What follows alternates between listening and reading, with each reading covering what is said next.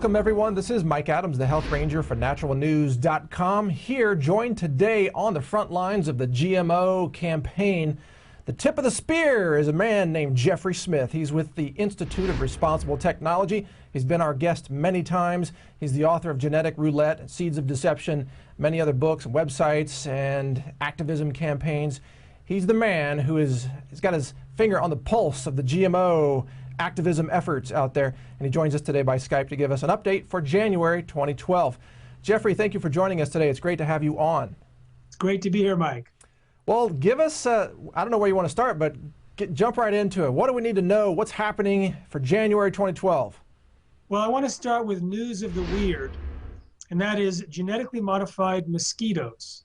Okay. Now, it sounds stranger than truth, but genetically modified mosquitoes have already been released in the Cayman Islands, Malaysia, and in Brazil. And the company wants to introduce genetically modified mosquitoes in the United States in the Florida Keys. Now, a Freedom of Information request from a European NGO, non-governmental organization, has found that the company was trying to withhold key data that could affect the future of the mosquitoes on the planet. And here's the concept.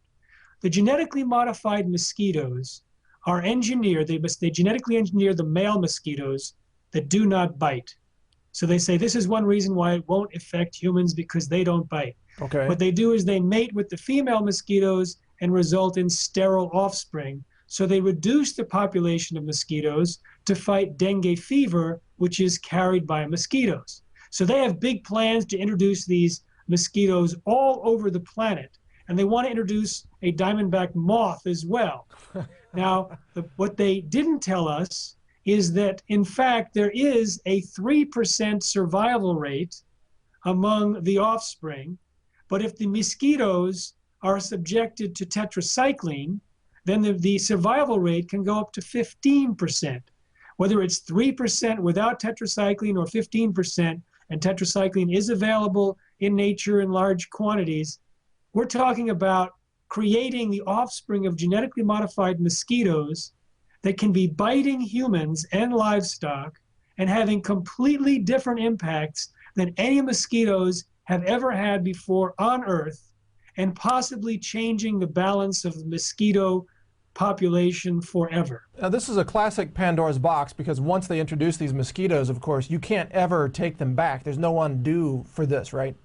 I wouldn't want to be hired by the company with the job of recalling them. Now, tetracycline is a common antibiotic that's sold as a prescription drug. Where you mentioned it's found in nature. How would mosquitoes interact with tetracycline out there in the wild? I'm not familiar with that.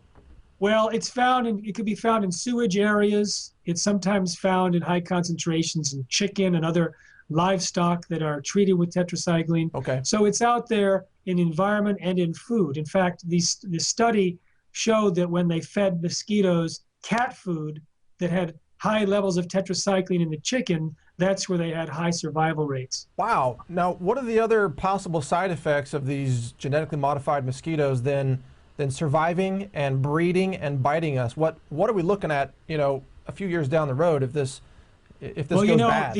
The thing is, when you introduce a new genetic structure, it's really a genetic roulette. You can end up causing all sorts of collateral damage. And in the report, they discuss the possibility of new allergens. So let's say you are allergic to a genetically modified mosquito, but not to regular mosquitoes. And the mosquitoes are not labeled. You're not going to know when you're attacked by a GM mosquito, but you'll never know that it was the genetically modified mosquito that caused you to get the potentially deadly anaphylactic shock. So you're going to be in a situation where you're going to be clueless as to why you're having an allergic reaction. Okay, all right. Another example of scientists just unleashing the great unknown onto us. What else? What else you got on your list of bizarre GMO experiments? Years ago, Monsanto put out a release saying that they were going to triple yields by 2030, and they were going to have drought-resistant crops, et cetera, et cetera. Well, they finally, after all this time, came up with their first drought-resistant crop, which was approved on December 21st by the USDA. However, if you read the USDA report, it doesn't work.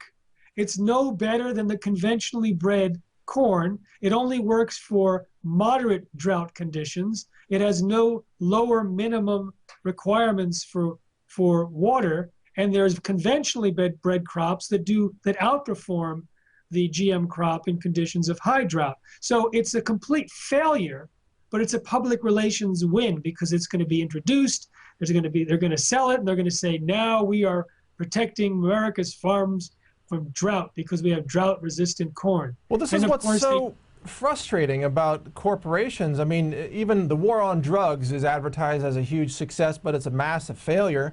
Here we have these crops advertised as drought-resistant, but they're dying just as much as the other crops. How do they get away with this? Is the press covering their mistakes for them? I'm afraid not. Well, you are, which is good. But I mean, they said that GMOs will feed the world. It actually works against that. They said it would increase yield. It actually reduces yield. They said it would decrease the use of agricultural chemicals. It increases agricultural chemicals. And in fact, it reduces biodiversity, which threatens the entire food supply at a time of global climate change. And in fact, their Roundup-ready crops require more water. And there's a whole gamut of things that are going wrong. But unfortunately, they've got billions of dollars to spread it around, and we've got $2.95 to work with. So we're fighting against this juggernaut. However, there's so much evidence now that it's a failed technology. More and more farmers are catching on, and most importantly, consumers are catching on. Yeah, they are. It's huge. Awareness has spiked in just the last few months, I've noticed. Are you seeing that too when you talk to people? Absolutely. In fact, I noticed the big upsurge starting in the first half of 2010. Then the GE salmon threat from the FDA came on the big scene in terms of the media.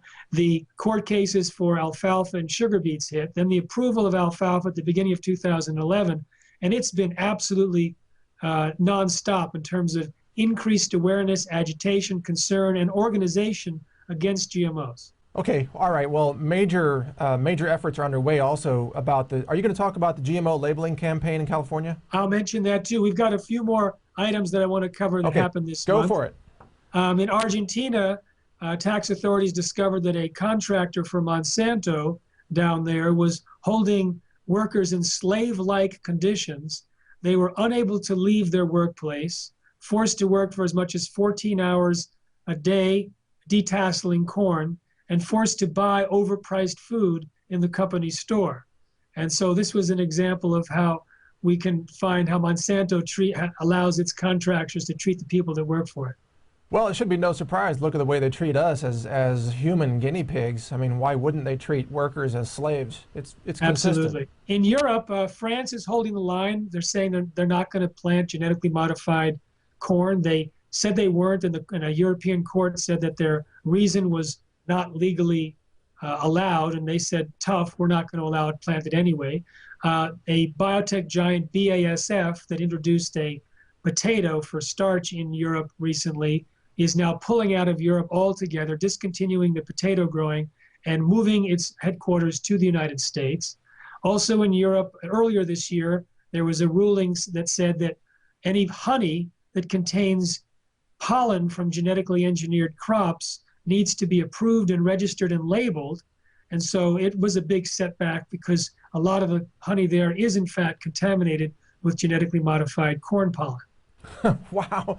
Well, yeah, that sounds like a very important victory, at least one small battle in the greater war. That's true. Does Monsanto and DuPont and the other companies, do they really think that they're going to get away with all this? I mean, don't they see this tidal wave of awareness working against them?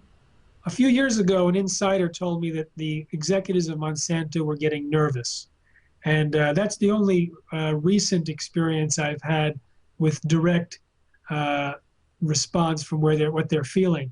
But it's clear that they're being hit pretty hard from many levels. They've had court cases where they've been shown to be lying and advertising. The most recent one was India, where they had advertised to farmers that they would increase their income by a certain dramatic amount. Turns out it was completely unsupported, and an Indian government agency called them on it and said it was illegal. The French High Court told them that it was illegal to describe Roundup as biodegradable. A South African court caught them for false advertising. You know, and it doesn't stop them. I mean, they were stopped in New York for false advertising about biodegradable Roundup, and they continued to advertise the exact same claim in Europe until a court stopped them there and only fined them $23,000. Well, we see the same thing with Big Pharma. When these drug companies commit felony crimes and marketing fraud, they always end up settling with the states after a lawsuit is filed. And in the settlement, they, quote, admit no wrongdoing, so they're never banned from doing business with government. They continue to do business. They just figure that lying and fraud is just a cost of doing business to cover the fines, and that's it. They just keep doing it. And they have a lot of insiders pulling the strings for them. For example, this month in India, it was discovered that the vice chairman of the Apex Committee on Approving Genetically Modified Crops, the Genetic Engineering Approval Committee, which is essentially a rubber stamp for the biotech industry, the vice chairman is on the board of directors of ISAAA, which is the most pro-GM, ridiculously unscientific spokes body for this industry. They constantly put out an annual report inflating statistics. They've been shown constantly to have unscientific opinions. And so this guy who's the co-chair of the approval body in India is actually promoting the ISAAA news releases and misinformation. And likewise, there was another guy at the Genetic Engineering Approval Committee that actually approved a crop that he was developing and he had the patent for. So talk about conflict of interest. Oh yeah, total corruption. No doubt these people are all on the take. And you know, it's also hilarious in a pathetic kind of way that this is all being done under the name of science, you know, and these people say we're scientific. It has nothing to do with science. It has everything to do with bribery, corruption, and really what you would call corporate-funded science or distorted junk science, or how do you describe it? Tobacco science.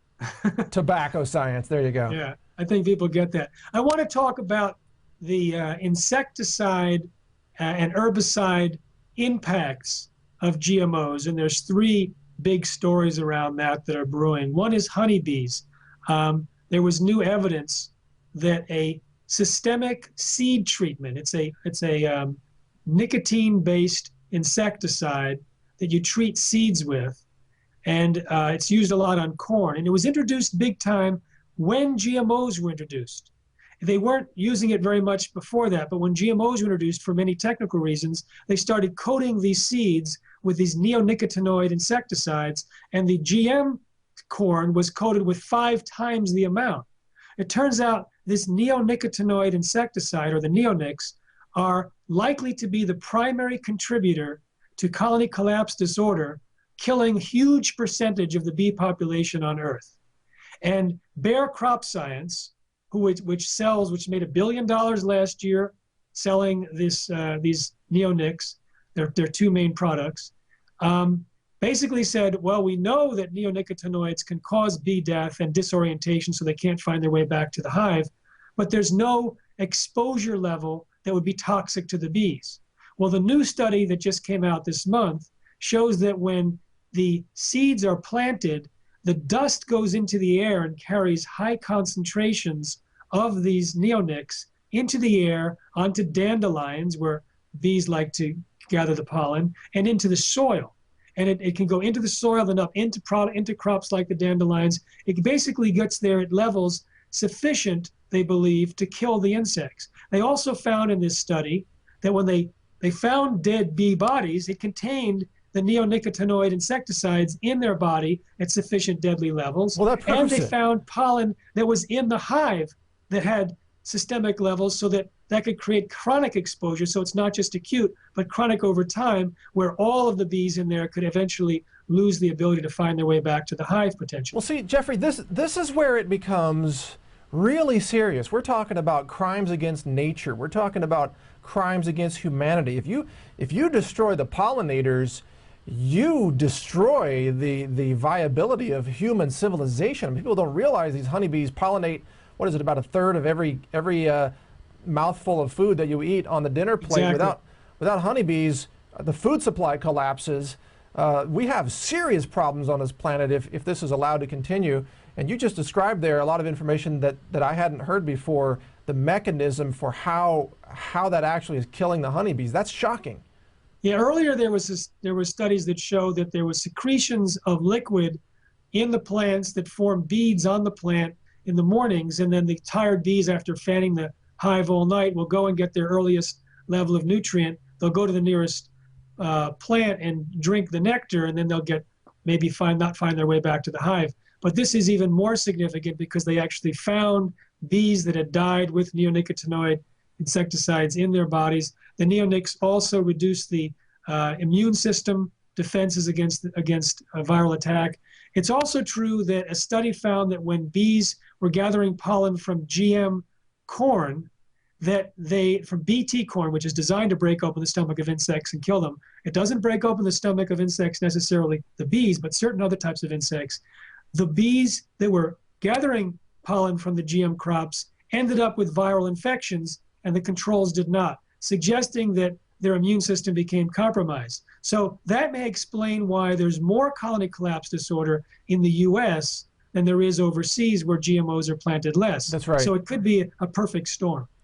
Yeah, a perfect storm for death. I mean, widespread death and starvation. I mean, isn't it just stunning that these corporate scientists are so greedy and so blinded by their own arrogance that they will literally compromise the future of life on our planet just so they can make a quarterly profit? I mean, how sick is that? And the lies are blatant and very often in the details. For example, Bayer's scientists said that bees don't collect much pollen from corn, but in the study it found that up to 50% of the pollen collected by the bees were from corn when the corn had pollen. So they're just making things up. Yeah. They just make up assumptions, and we see this all over the place. I have caught them, 100, 200 times making up assumptions which are either blatantly false or never tested, or eventually tested and found to be false. Well, that's called science, Jeffrey. You make up whatever you want. It gets published in a scientific journal. All the scientists say it's true. They just make it up. They invent it. I mean, how many pharmaceutical researchers have been caught just completely fabricating their results? And some of them did it for 20 years before they finally got busted. I mean, it's sick. But anyway, I don't mean to interrupt you. I can't stay silent about this. We got a few more minutes in this segment. What else do you need to cover in this segment, Jeffrey? Well, two more stories about herbicides. Roundup, it turns out, is far more toxic and more pervasive and more dangerous than anyone had believed before. There's a new organism that may be associated with the spraying of Roundup or Roundup-ready crops, and this organism is able to kill a fetus and a pregnant chicken within 24 hours. It may be responsible for a widespread epidemic we're seeing in the inability of livestock to maintain their pregnancies. It's found in high concentrations of crops that have been diseased and associated with Roundup spray. So this is one of the possible reasons why the Roundup-ready crops may be causing reproductive disorders. Another is that Roundup chelates and binds with nutrients, making them unavailable to crops and to livestock. So there's widespread nutritional deficiencies in U.S. livestock. Wow. And some of those nutritional deficiencies can affect the ability to have babies or the health of those babies. So, for example, one of the most important nutrients that's made unavailable is manganese. And they found that 63% of the stillborn calves had deficiencies in high levels of manganese. Also, there was a very large percentage of the birth defect calves that had lack of manganese. And there's basically a universal deficiency of manganese among the conventional livestock population. And that's just one of many nutrients. So that's a second possible reason why Roundup may be causing reproductive problems. And the third is that Roundup itself is directly toxic. It can kill human placental cells. It interrupts the estrogen cycle. It can cause abnormal and decreased levels of sperm, and it can cause birth defects. So we're having a problem right now with reproductive health in humans and animals. And Roundup is so omnipresent. It's found in the urine of people who live in the city. It's in a U.S. Geological Survey in the Midwest. It was found in either up to between 60 and 100% of all samples collected in the air, water, and rain. It's found in surface waters. It was just found in a Spanish study for the first time in the groundwater there. So it's basically omnipresent. It's even found in the blood of North Americans, and it passes through the placenta into the blood of the fetus. So this is another one of Monsanto's gifts to the world, like PCBs before, which is found in the blood of polar bears. Now Roundup is everywhere, and it can be causing reproductive disasters in the populations. Well, what's astonishing is that the people who are promoting Roundup don't know any of this information, and I'll give you a personal example of this. You know, I'm hanging out on a ranch in Austin or near Austin, and we had a consultant come out who was educated at Texas A&M, which is not the most organic educational institution in the country, and he comes out and notices we have a 20-acre field that's got the wrong kind of grass in it, a non-native grass. And we said, well, how do we convert the grass over to native grasses? He says, oh, that's easy. Just spray Roundup on all 20 acres. And they say this every day to everybody all across Texas.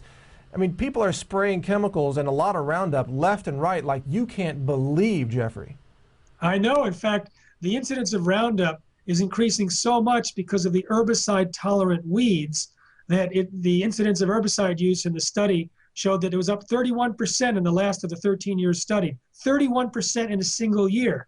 But what's also happening, and this leads to the last piece from this month, is that it's forced farmers to switch to acutely toxic chemicals like 2,4-D, which is a component of Agent Orange. Yeah. And in the making of 2,4-D, you can have dioxins, which are also linked to birth defects. It turns out one of the ways that the industry, now this is bizarre. We started out with like truth beyond fiction with the mosquitoes. This is equally as ridiculous. The way that Dow Chemical wants to solve the problem about herbicide-tolerant weeds that are resistant to Roundup is, and the USDA is ready to approve it, corn and soybeans that are resistant to 2,4-D.